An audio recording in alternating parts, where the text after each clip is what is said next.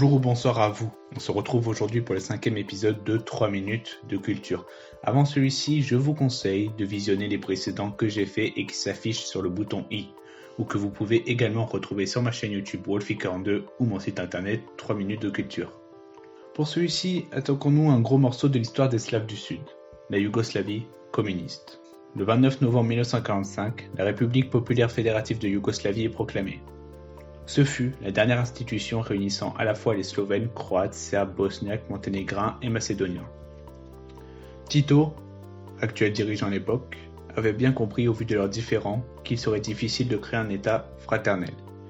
Mais il essaya tout de même, à travers des fêtes, des rassemblements, des spectacles, du sport ou encore par les brigades du travail, une initiative du gouvernement pour reconstruire le pays après la Seconde Guerre mondiale. Il y a, au sein de cette Yougoslavie, 6 républiques. Mais malgré ça, le pouvoir reste centralisé à Belgrade, par le Parti communiste.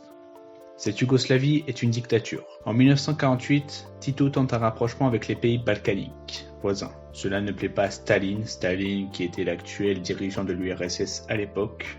Staline qui voyait en Tito un concurrent plus qu'un frère communiste. Cela permet à Tito, qui se méfie de Staline, de s'ouvrir à l'Occident et de rester neutre durant la guerre froide. Tito met alors en place, à partir de là, un nouveau système économique, l'autogestion. Les ouvriers sont gestionnaires donc de leur entreprise et prennent les décisions via des assemblées générales. Les usines sont de la propriété du régime. Elles font face à la planification, au fort interventionnisme de l'État sur la quantité à produire, sur quels produits produire, ou sur quel prix exercer, et sur quel prix exercer. Cela est la base du titisme. Et avec ça, contrairement au modèle soviétique, la petite propriété privée, agricole et artisanale est autorisée. Nous entrons à partir de 1950 dans l'âge d'or de la Yougoslavie. Cette Yougoslavie, basée sur un modèle socialiste, a une culture et mode de vie très rapprochés des Occidentaux. Symbole du rôle de la Yougoslavie pendant la guerre froide. Jouer un double jeu. Car elle commerçait avec les Occidentaux et les pays du bloc de l'Est. Et puis elle recevait aussi des aides financières des USA. Et puis était quand même un grand partenaire commercial de l'URSS. En plus de l'industrialisation et l'agriculture en constant progrès, le secteur tertiaire s'ouvre, grâce notamment aux avancées des conditions de travail des travailleurs occidentaux, avec les congés payés par exemple.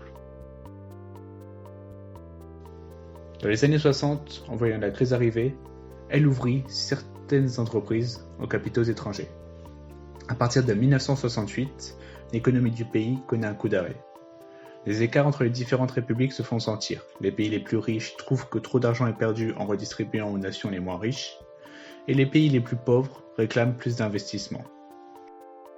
La gestion de l'économie est remise en cause, et réinvoque le nationalisme en 1971, croate ou slovène. C'est la première fois que l'unité du pays est ébranlée sous l'ère Tito. Petit à petit, les provinces et républiques se détachent et pensent qu'à leur propre intérêt. Le 4 mai 1980, Tito meurt. Tito, cet homme qui semblait faire vivre la Yougoslavie. Le pays rentre dans une nouvelle ère. À partir de là, les envies nationalistes se font de plus en plus entendre, comme par exemple au Kosovo, souhaitant d'abord le statut de république, puis de sortir de cette institution slave. Oui, car les Albanais du Kosovo ne sont pas slaves. Puis de plus, les Yougoslaves connaissent des crises économiques qui déstabilisent encore plus le pays. Les Yougoslavies, suite à ça, commencent à se désintégrer économiquement. Chaque république préférant jouer un rôle égoïste. Puis après, elles se désintégreront politiquement. Et nous verrons ça, les guerres de Yougoslavie, dans de futurs épisodes.